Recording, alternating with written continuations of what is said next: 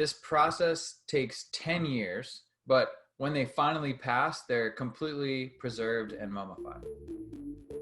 Huh?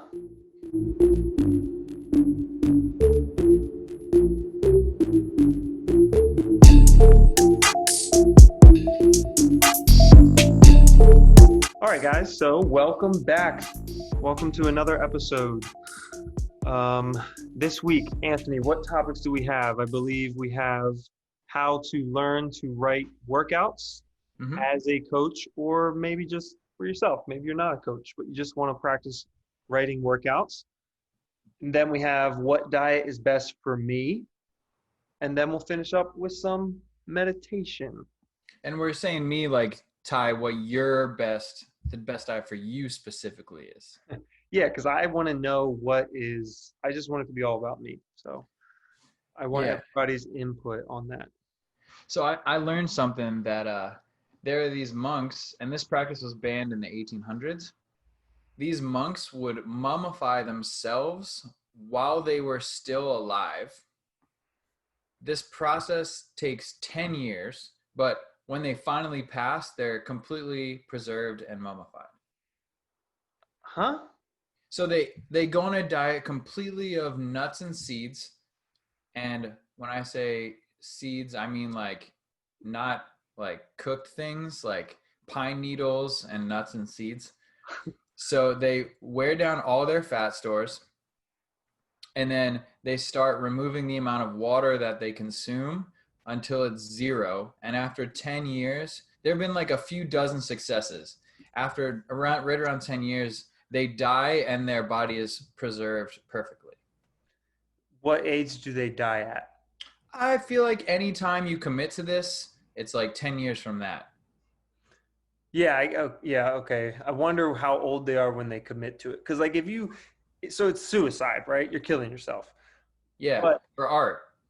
but if you're at 80 years old, 90 years old, and you start and you Yeah. get 10 years out of it, then I'm It's okay pretty with that. good. But if you're like trying to prove a point at 30 and you end up just killing yourself, Well, I mean, that's the point, right? So you succeed if you die. Well, maybe not. Maybe not. Because if you don't succeed and you die anyway, then it's just like, oh, well, this one's garbage. Just throw it away.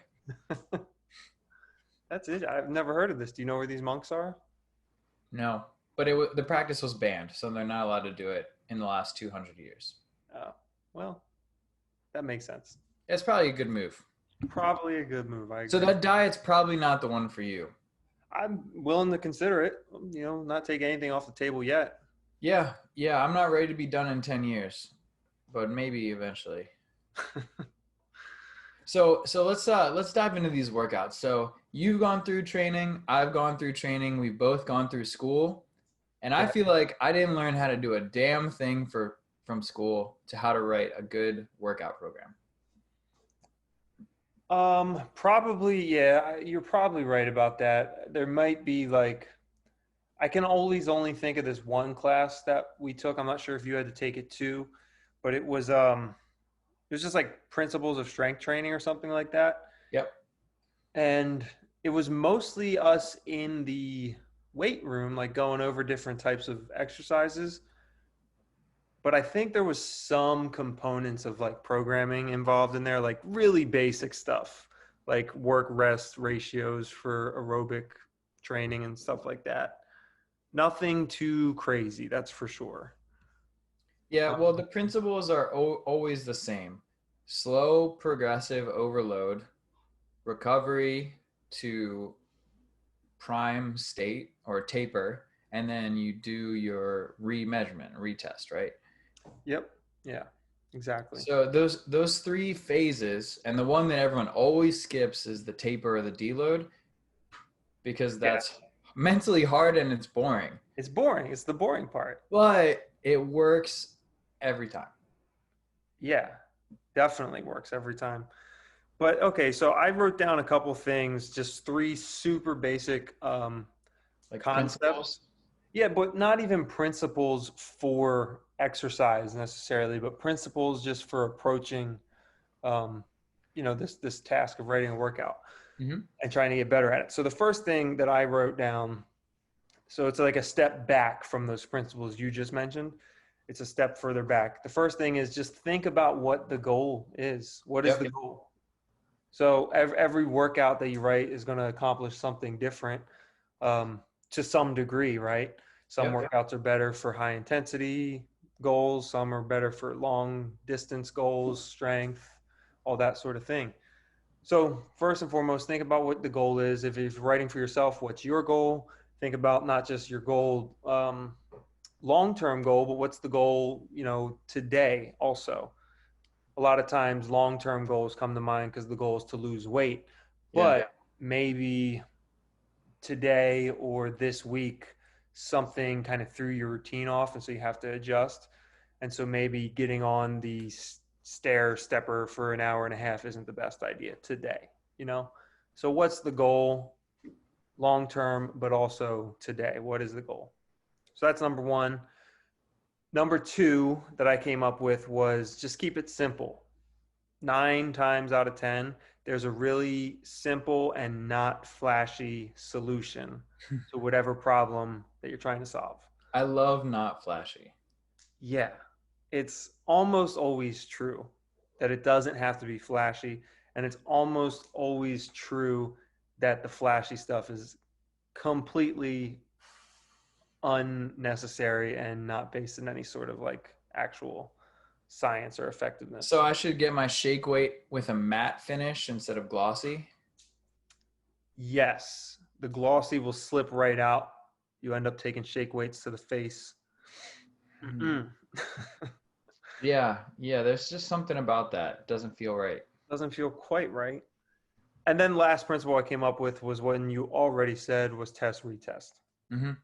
So test retest. If you're just getting started, if you're a beginner, you can probably test retest maybe every other week or every month if you wanted to. And if you're more advanced, might be longer durations, every 6 months or every 3 months or something like that, or even longer. But those are my 3 principles. Think about the goal, keep it simple, test, retest. I feel like strength training is the easiest, right? Because Strength training, yep. you find a 1 rep max, we'll say 100 pounds because math is super easy. So you take the 5-3-1, which is like one of the most common programs ever. And it's great. I love it. Yeah, yeah, and it's effective even for higher training age athletes. Mm-hmm. Right, so you do 5 sets of 5, increase weight, progress to sets of 3, increase weight, progress to sets of 1, and then you deload and then you retest. Mm-hmm. And the cool thing is I like not using 1 rep maxes as our test and retest. I like using things like 5s or 3s or even a little bit of a higher rep range. 10 starts to become grit. Like, can I bear down mentally enough to do 10 instead of 9? Right, yeah. Because usually 8, 9, 10, you're not looking at maximal. You're looking at like how close to red line can I be with like 15 seconds of rest. Yeah, and definitely like that can vary significantly from week to week or month to month, just depending on the day. Yep, motivation, fatigue. Yeah. You could get 6 1 month and then you can get 10 the next month. And yeah, that doesn't necessarily have anything to do with absolute strength. It could just be like that day you got 6 was just a really bad day. yeah, yeah. So there's a lot of factors, but I really like the idea of 3s, 4s, 5s because you are less likely to lift a weight that you're not ready to handle. Yeah, for sure. Because you're always, if you're going for a weight that you can hit 5, well then You can definitely hit 3. in theory you should definitely be able to hit Right. 2 or 3.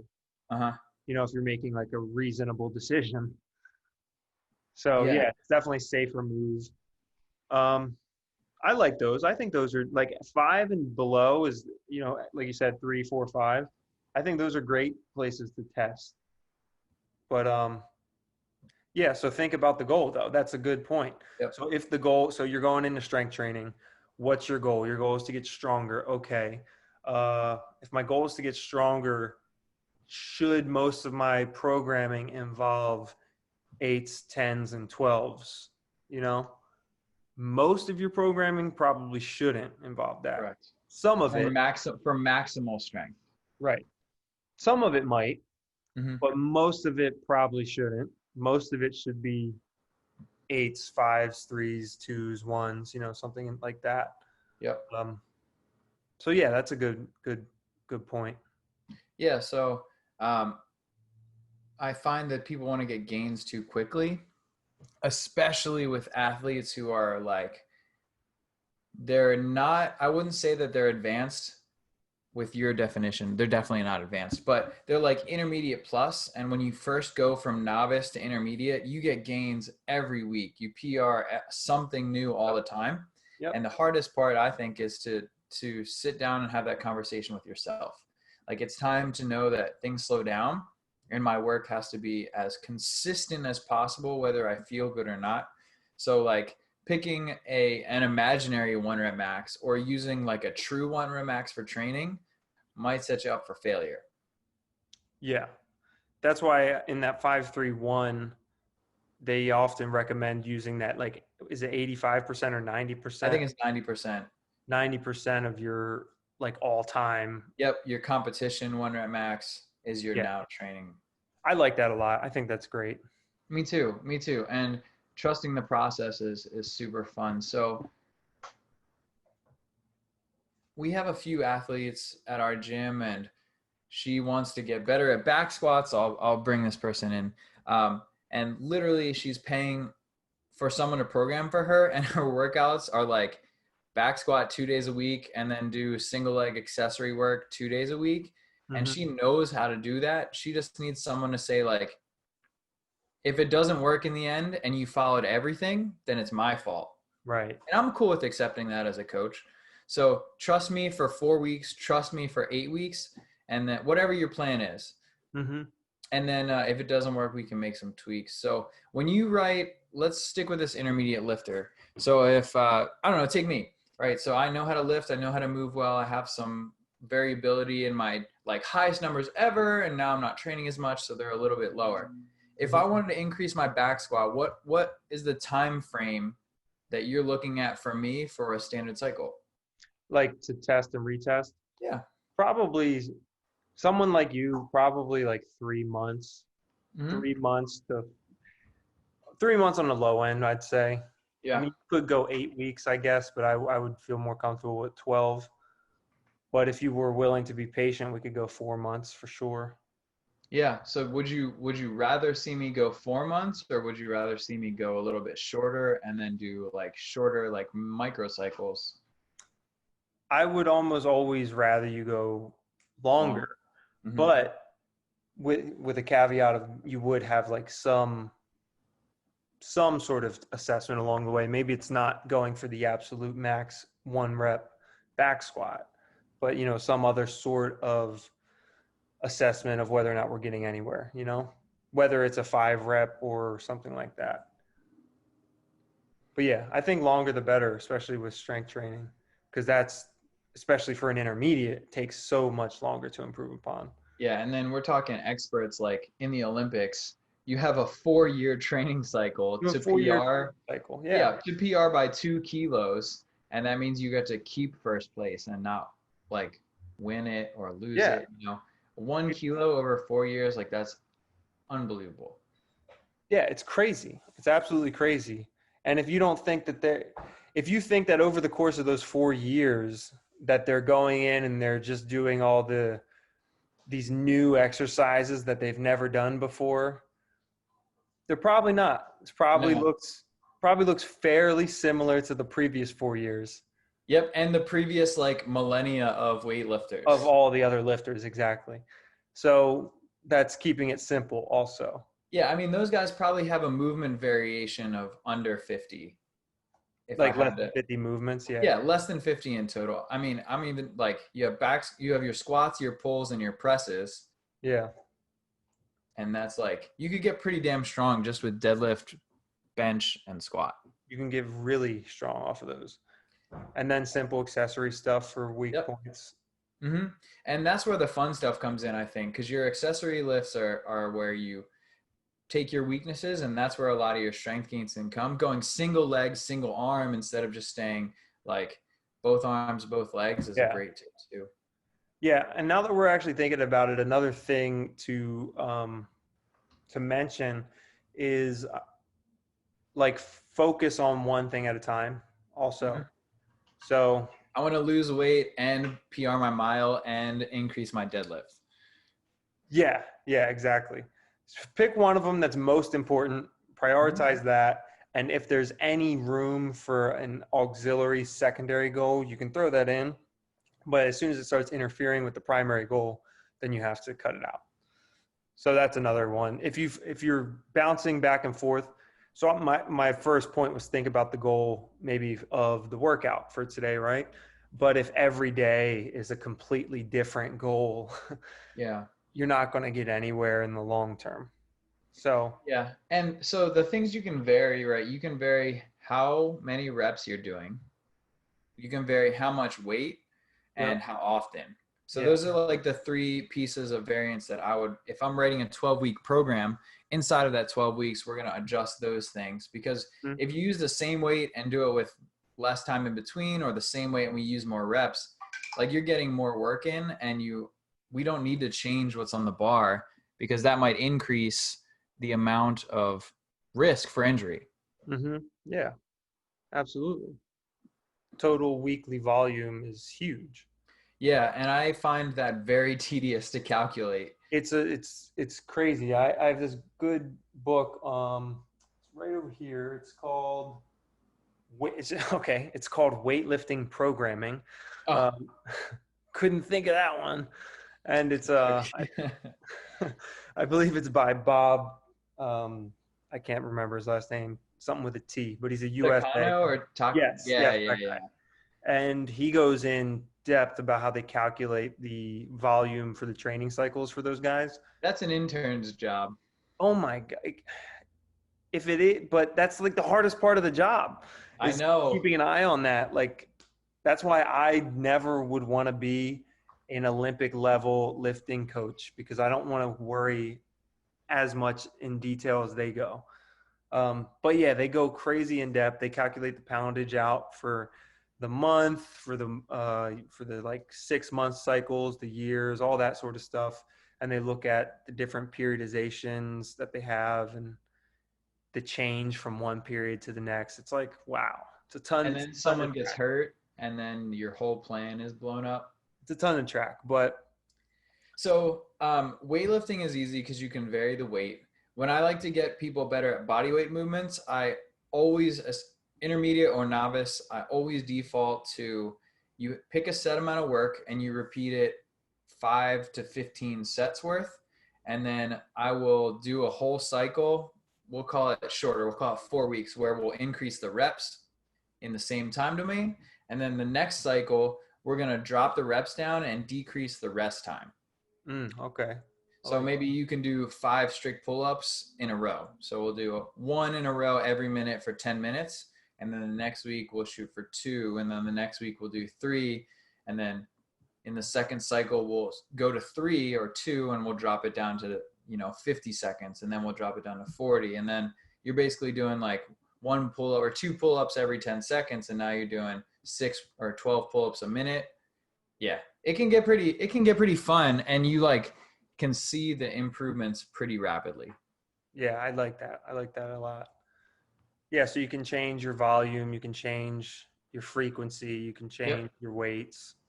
Yeah, and I mean for gymnastics, like for me in my head, I'm not that good of a workout program writer. At least I don't think I am. But that's just like, oh, how do you get better? Okay, you like practice. We're not trying to change anything. You're just becoming more efficient, therefore stronger. Yep. Yeah. Yeah, so overall, I would say, there are those basic principles that you kind of mentioned and that we all can that the easy things that you can learn from a book or from school. But then beyond that, keeping it simple, thinking about your goal, testing, retesting, and just changing one of those variables Yeah, I love it. one at a time, change one at a time, focus on one goal at a time. And the same concept applies to, like you said, improving your mile time, for example. Hmm. Same concept applies. Pick those variables apart, whether it's work, rest, or still volume and Yeah. frequency throughout the week. Speed would be the intensity factor, I suppose. So, yeah. Yeah, Anything you else? can. No, you can. I think you nailed it. So be patient when you set your goals and just stick to them. Don't jump program to program to program to coach to coach to coach. Yeah. Stick with one goal and rock it out and hit your PRs and let us know in the comments what you PR'd on lately and what your next goal is. Because then in 3 months we'll ask you again and it better be the same, or you better PR'd pretty good. Yeah. Then you can move on. Then you can move on. All right. Cool. So let's move on. Let's talk about topic number 2, which is what diet is best for this guy, for me. For you. For you. Me specifically. Pine needles, no water. I have a really simple answer for this one, and I think maybe you have the same answer. Do you know what I'm thinking? I don't think so. Oh, okay. So I'm saying what diet is best for anybody, and that is the one you're going to stick to. Boom. Boom. We're done. Yeah. I mean, people drink beer and eat pizza every day. So it's perfect. Yeah. That should work, right? It should work. It should work. I feel like this whole episode is just around what is your goal? Yes, exactly. There you go. I like it. I like it. We have a theme here. But yeah, so the point is, right, that there are these competing buzzword diets that you hear about all the time, you know, Did you know paleo. FAD stands for fast acting diet? I did not. Maybe whoever told me that is just making it up, but it's not a fad diet because then it's obviously a diet. That would be interesting, but then that would mean that all of like the fashion fads that all derived from the concept of a diet. That would be interesting. Yeah, well, it doesn't match up anywhere but diet. So I think I'm just gonna keep it as fact in my back pocket. It's fine. Totally fine. Yeah. But yeah, there's all these different fad diets out there. Paleo, keto, intermittent fasting, Mediterranean diet, Atkins diet, whatever. And it's like, how can they, some of them are completely like the opposite of each other, you know? They Like, are definitely that. yeah, you know? And so, but they both work sometimes and they both fail sometimes.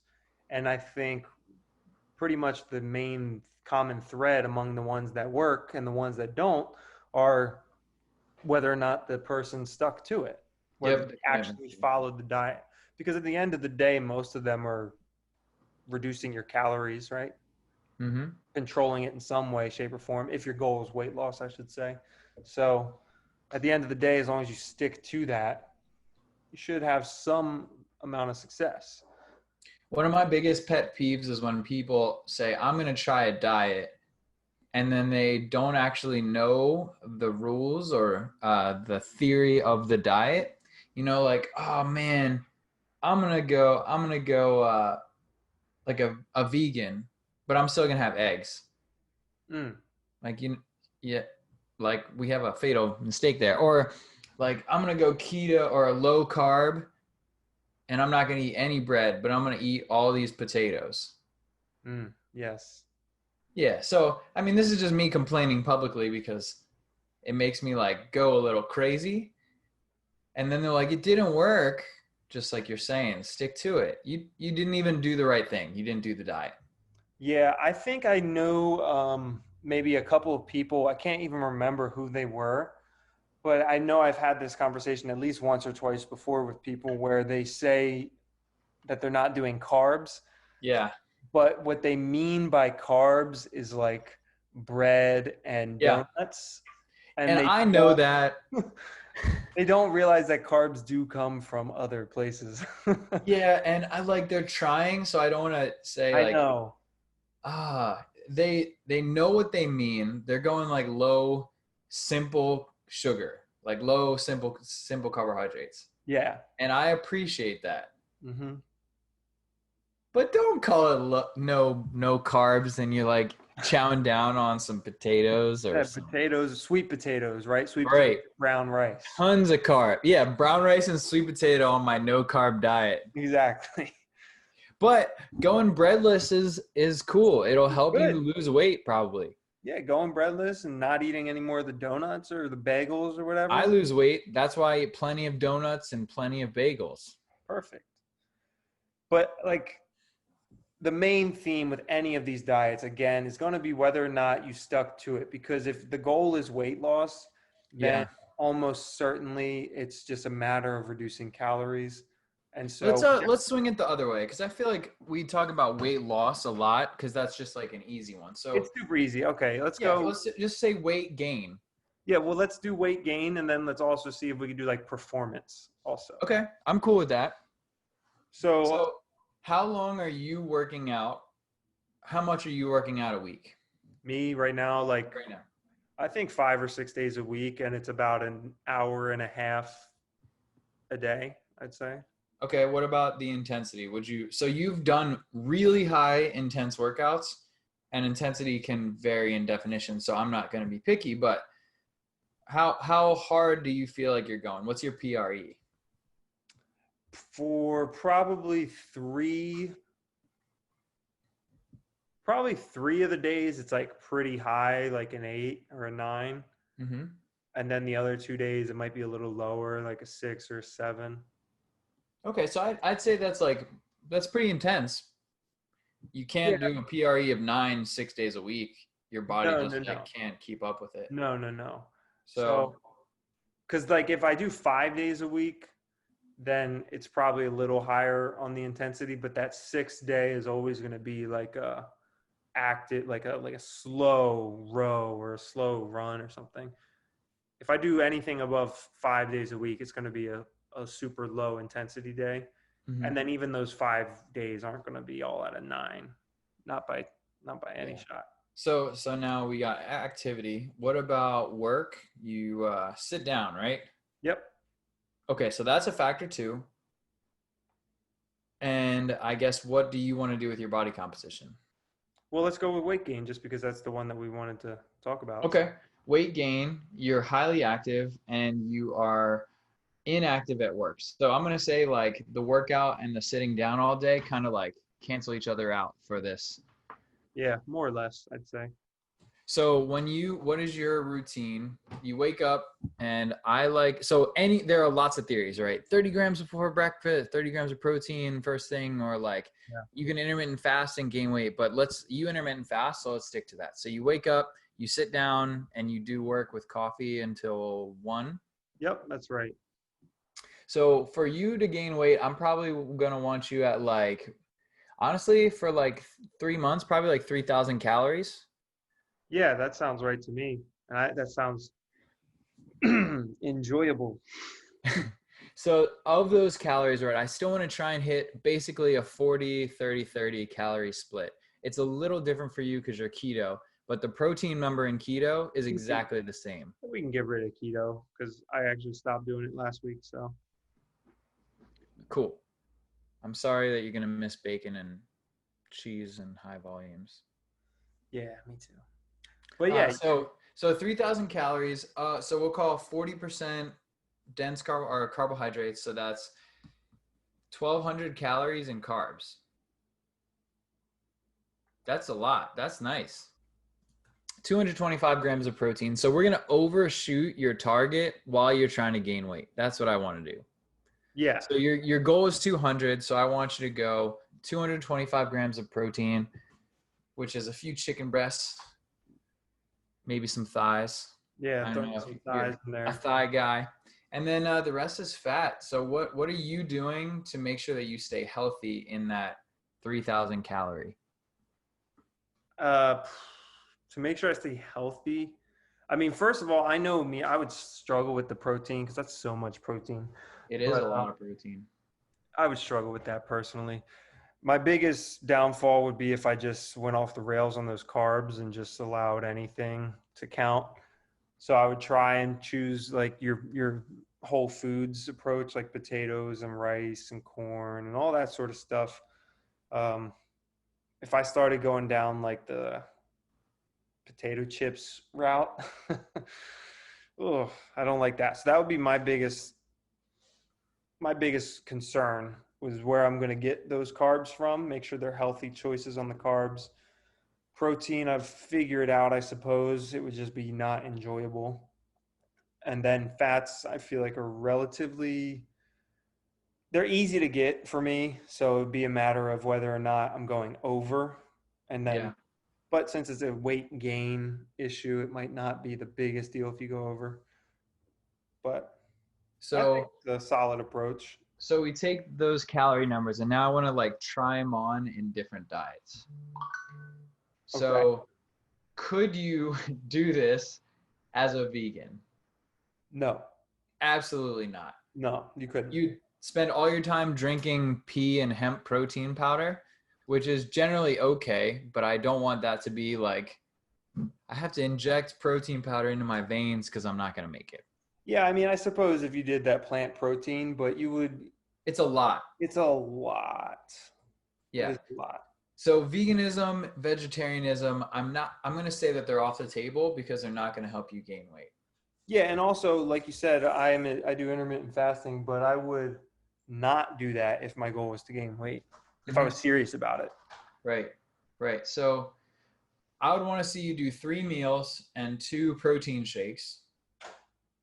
Yeah, That's like pretty reasonable. That's a pretty reasonable day because you get up around what, 5, 6-ish? yeah, 5:30.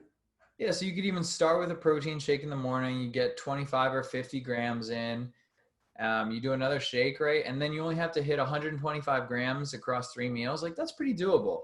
Yeah, it's not too bad. Exactly. 100 grams from a shake, it's going to be a little thick, especially if you don't handle whey that well, but there are a lot of options. Yeah, And then, so, oh, go ahead. so across your 3 meals, you do 125 grams of protein. That's like a chicken breast at each meal. And then you're there Yeah. for protein. And then the carbs and veggies, that's where you can get creative. I still want you to eat veggies every meal as much as you can because that's going to make you feel the best. It's never going to hurt. It's never going No. to hurt.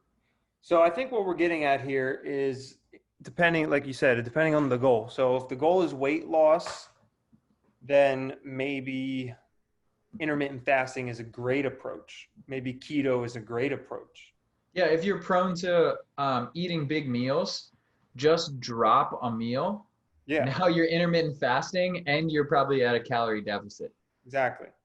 But if your goal is weight gain, maybe those two things aren't the best choice. Mm-hmm. So that's, one way to look at it. So which diet is best for me? Well, what's your goal for those two goals? Those are maybe two obvious diets that will either work or not, depending on which one you go with. So I like that. Not that you couldn't do it, one way or the other. Not that you couldn't gain weight intermittent fasting or whatever, but just to make it easier on yourself. Okay, so then let's just touch on performance here real quick. Yep. Like what goals are good for performance? Well, we'd have to ask what is the performance, what are we talking about exactly? Let's say that you're just trying to be generally fit, like a CrossFit athlete or whatever. Yep. So you're going high intensity, shorter workouts, multiple days a week. So what diets stand out to me that wouldn't be great? Keto, again, probably not the best option. And depending on when you work out, maybe intermittent fasting wouldn't be great, depending on when that time window is. Because you need your carbs, right? You need those carbs, those high output. So we're talking maximum performance. Yeah, like you're an athlete. Yeah. So this is like vegetables are super important because your metabolic processes and recovery will suffer without them. Yeah. So you have to have enough carbs to fuel your system. And it depends on your sport. So if I'm a rower, I don't need as many carbohydrates. If I'm a long distance rower or a marathon runner, keto will probably do better for me. Okay. Because I'm using the oxidative pathway. So Exactly.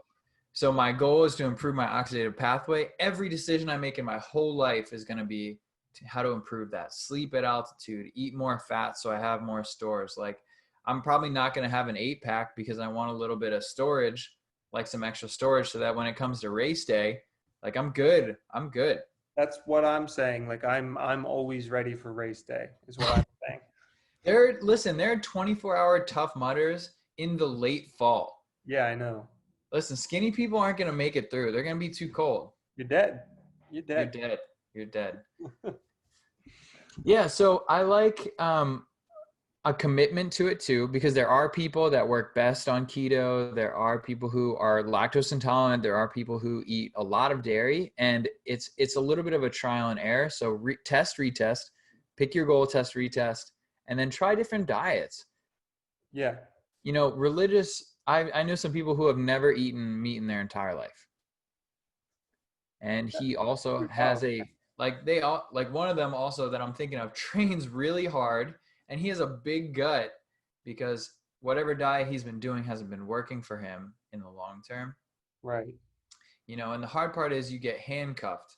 So his best diet isn't his choice of diet, it's his choice of lifestyle, and the diet is like a product of that decision. Yeah. So we got some common themes here. We said two already, which were what's the goal, test, retest. Mm-hmm. Then what we started out with saying that you got to be able to stick to the diet. So even if it matches with the goal and has proven itself with many other people, you have Still got to test it. Yeah, you have to be able to stick with it. So it Yep. still has to fall into that category too. So I think that's a general rule of thumb I would give people for performance. If you're high intensity, if your performance can be really objectively considered high intensity, you're going to need carbohydrates. Yeah. Mm-hmm. If it's not, then you can probably get away with those lower carb diets. If you're trying to gain weight, especially if you want it to be healthy weight, then you're going to have to really bump up the protein, and you're going to want the carbs in there as well. And if you're trying to lose weight, then you can cut out those carbs again and overall calories. So yeah, and the cool thing with this diet decision is the closer you get towards the goal that you're reaching for, the tighter in that diet becomes. Yeah. And then as you move past or away from that goal, you need to loosen up for mental health. You do, yeah, for mental health. That's a great point. And that is a great segue into our next topic, into our final topic. How do we maintain our mental health with as little movement as possible? Meditation. So meditation, this is interesting because this is a topic that I think that I love this topic, but I'm not even close to being considered somebody who is like an expert in meditation or have even done a ton of meditation. I've done some, and I've read like teeny tiny bit about it, but I love it though. I still I'm obsessed with the idea of meditation and what it means to me, I guess. Mm-hmm. So yeah, how do you feel about meditation?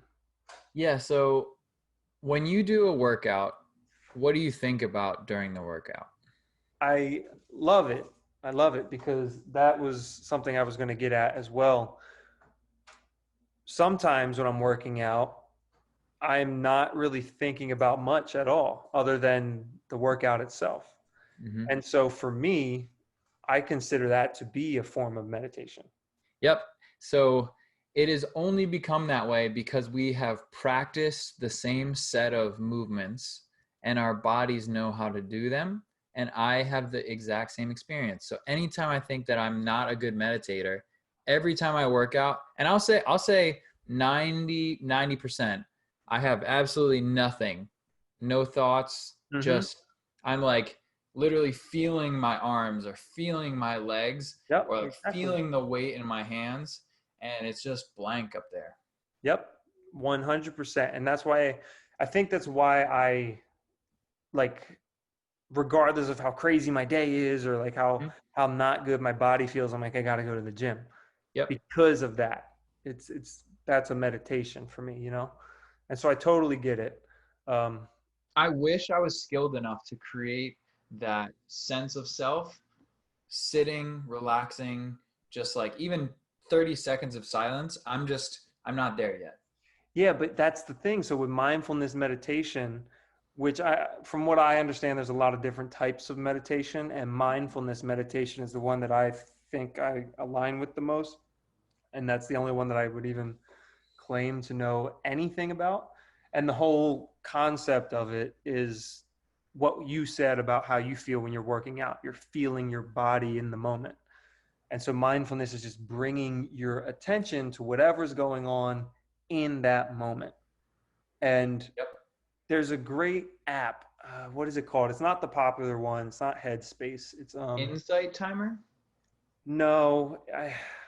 So the guy's name is Sam something. Sam. He's been Is it on Sam Joe Rogan. Harris? Yes.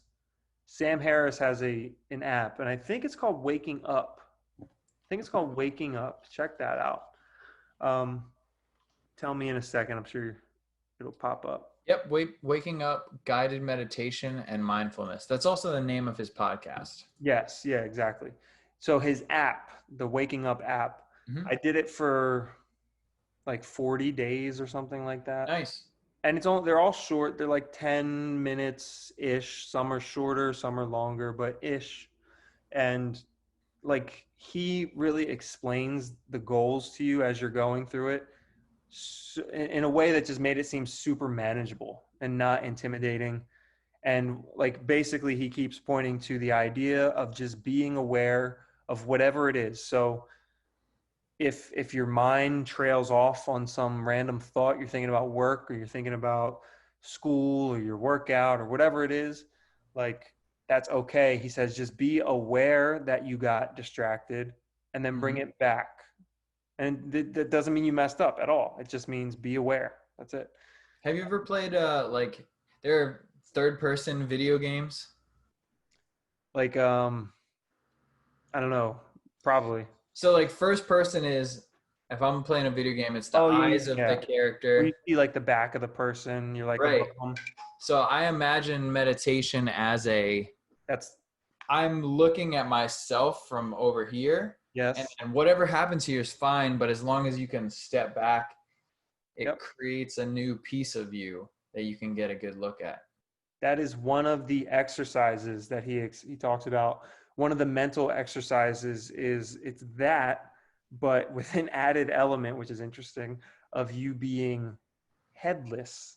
You have to imagine yourself like looking at yourself from afar, but you don't have a head. It's interesting. So like your head just picks up and goes over there. I guess so. Yeah. I guess that's the whole point of it. I guess, but That's pretty nifty. it is pretty nifty, and you kind of feel like you're actually doing it, which is weird. But the whole point again, so is being aware. So it'll start off being aware of if you're laying down, being aware of how your back feels against the floor. Mm-hmm. I would have my legs on the couch, so how that feels, how my head feels against the floor, where my arms are, how they feel, and then listening to your sounds that are around you and seeing if you can individually identify what each one of those sounds are. Yeah. So maybe it's like the refrigerator and the clock and That's a cool bird. drill. Yeah.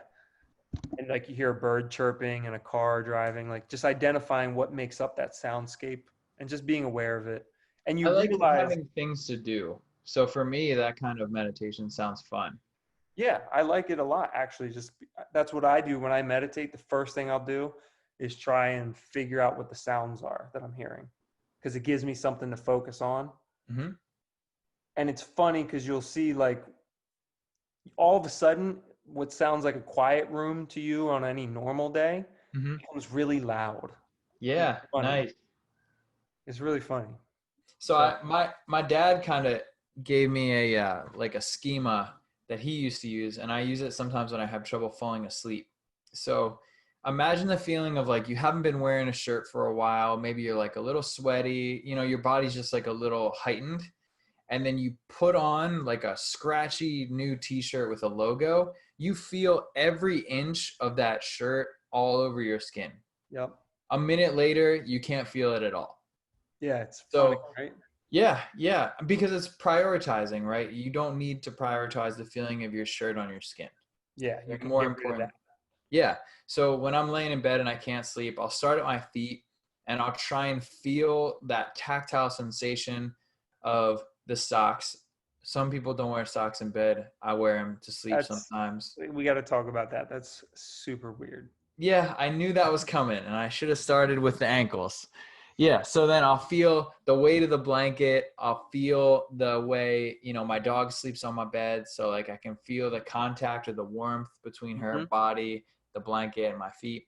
And then I'll just like, once I feel like I've got it all, I'll just move up a little bit. Yeah, yeah, Go to my exactly. shins, move up a little bit to my knees. And there's always something. And anytime I can't find something, I know I'm not going to be able to fall asleep. Yeah. And that's one of the exercises that he takes you through in the app too.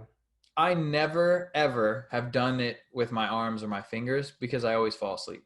That's awesome. That means it Yeah. works. I've never been like, oh, what are my hands feeling? And now I want to just start over and start at my hands and go down someday. That's awesome. Yeah. So another thing of the whole like be aware of what you're feeling uh, thing that I took away from it, because it goes beyond like the physical, it goes also to like what are you feeling emotionally, like are you angry, are you stressed out, are you have anxiety about something. Oh, we don't have to talk about this anymore. Yeah, no, we don't need to talk about this, we're good, right? Yeah. Yeah.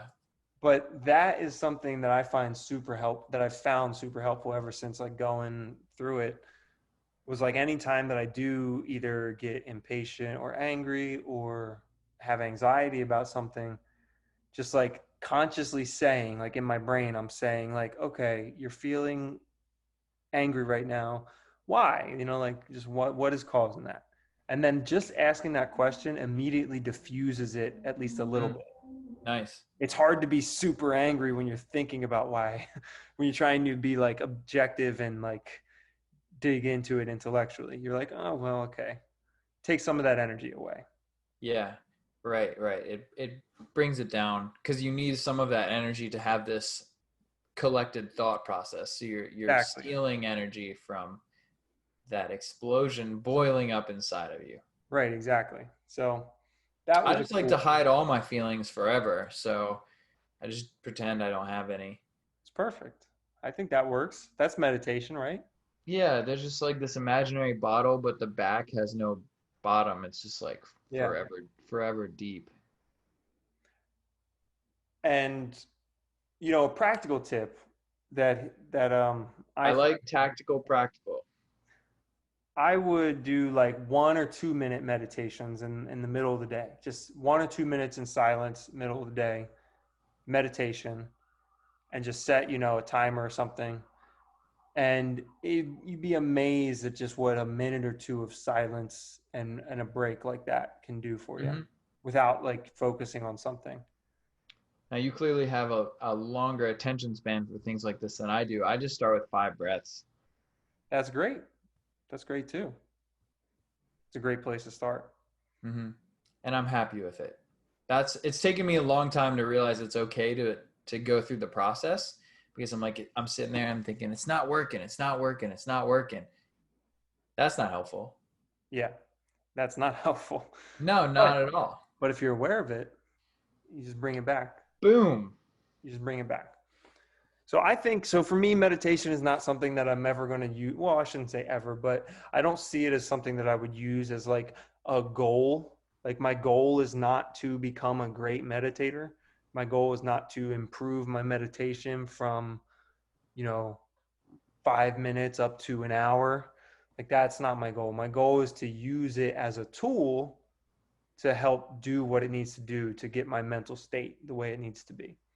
And I think what you started out with talking about exercise is a great example and a great thing that we can all probably find something in our lives that we can use to fill that void, whether it's exercise or meditation or going for walks or maybe doing some sort of like word search or something like that. You I know don't know. what lo-fi hip hop is? Yeah. So there's like ASMR, that's a thing too. It can get a little weird, but for me, when I'm trying to do work, I'll play lo-fi. Okay. And the cool thing about it is they play melodies that I'm vaguely familiar with, but it's not so obvious to where I say, oh, I know that song. It gives me a little snippet of familiarity. And there's this piece in my brain that needs something to entertain itself. And that little piece of distractibility will latch on to the lo-fi or whatever music I'm listening to. If it's lyrics, I focus too much energy on it. But this little distractible piece, and that's the piece that makes me go, oh, what's on my phone? Or like, what time is it? Or I'm thirsty, I'm hungry. Lo-fi will fill that void, and then I'm able to focus better because it's like giving a kid something to play with over there in the corner. That's interesting. I love that like in concept, but I've never been able to do anything with music on other than like listen to the music. Really? Yeah, it's like I can't do actual work. I mean, I could have like a conversation or something, but I couldn't do like focus work or write something. Like I couldn't do that with music on. I get too distracted by the music. Now maybe there's like maybe lo-fi is a different, thing. Maybe that's Well, something. ASMR is can be weird, like I said, and it's like it's like somebody breathing or like brushing their teeth or like I don't know, ironing. There are like a million ASMR sounds. There's no like I don't Rule like it. 34 if it I don't exists. like it. No, it gets super weird. That's what I'm trying to tell you. Be careful on this Google search. So we should make an ASMR podcast of like me just grabbing my water bottle and just like Yeah, I like and it. you just do it again. Cooking chicken on the stove. Yeah, exactly. So there's an ASMR stands for something, but I don't remember what it is. Um, it's like neurological reprogramming, which is pretty cool. It's interesting. Yeah, I've never had success with the music and trying to be productive. Yeah, But I would maybe I don't want to make you be less effective at work, although I have a history of getting in your way of work sometimes. But if there is like a movie soundtrack you like that you are kind of into, like try and find a lo-fi remix and see if nice low volume, see if it does something for you. yeah. Okay, I like it. But point being, find something that can give your mind a break that you can use as a meditative outlet. And I think it's something that we do miss in our culture a lot. Because, like mental health, even though people talk about it more now, it's Mm-hmm. still kind of like a taboo thing ish. Yep. And even if we talk about it, most people aren't actually doing anything about it. So I think meditation is a phenomenal place to start. Yeah, so when you meditate, what's your goal? My goal is usually so I start with like a time. So usually I pick, like I said, most I'll do is like 10 minutes. Mm-hmm. I think maybe I've done like 20 minutes in the past, but usually I'll pick the time first and it's going to be 5 or 10 minutes most of the times. And my goal is honestly to just relax. I always lay down because I like laying down. It's the most comfortable position. Lay down with my legs up on the couch. And my only goal is to not like, I don't want to say not worry about anything because, again, if my mind drifts, I'm okay with that.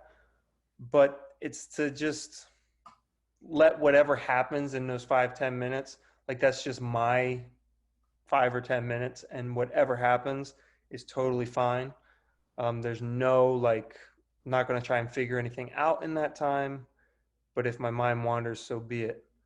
But it's just like, that's my time. That's my like, whatever needs to happen in there is going to happen. That's cool because everyone can always find 10 minutes in their life to claim, and then you do own that time. No one's going to disturb you. Well, the goal is to be isolated or Yeah. separate.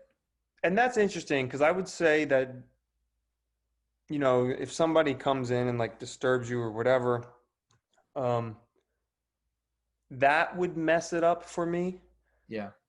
But that's not the same thing as your own mind distracting you. It's like it's a different thing. Yep. You could do it like in the middle of a busy like place. You can do it at a Starbucks as long as Yep. no one is going to talk. Tap you on the shoulder. Yeah. Yeah. You can do it with your eyes open, sitting at a Starbucks. You can absolutely do it there. As long as, that all those distractions will basically just become white noise to you. As soon as somebody comes in and interrupts that space and, like you said, taps you on your shoulder, that would mess me up too. But yeah. So Yeah, I like it. I like the theme of today's episode of setting a goal and giving yourself the chance to succeed by following a process. yeah, whether it's a writing programming for a certain sort of exercise related goal, picking a diet that you're going to stick to. Yep. Um, and And then three months is plenty of time to find out if something works or not. oh my God, plenty of time. You don't even have to be paying attention too much if you give yourself 3 months. Yep. you know, Yeah. if you pay close attention and track something, you can figure it out quicker. But yeah. So yeah. Anything else you want to add? Topic on any of those topics? Anything you feel like I like it. Well, let's put it on the books to do a deep dive into some programming sometime. a deeper Well, dive? Yeah. Yeah, we can pick a category or a specialty and we can like hash out a program live or like do it with a little whiteboard and come up with something. Yeah, because that's fun to do because there's no right answer. Or we could both write a program and both do it and see whose gains alter or like give each other a program. And you can succeed pretty well with a lot of different programs. Yeah, I like it. Awesome. Well, Brought to you by Fitish Guys on Earth. Yeah, we are the fit-ish people. We are Fitish people on Earth. Exactly. Thanks for listening. I am so happy to have all of you listening in and tuning in. I will catch all of you next week. Yep. If you like us, go ahead, like it down below, share, comment, subscribe, all that fun stuff. And we will see you on the next time. Peace.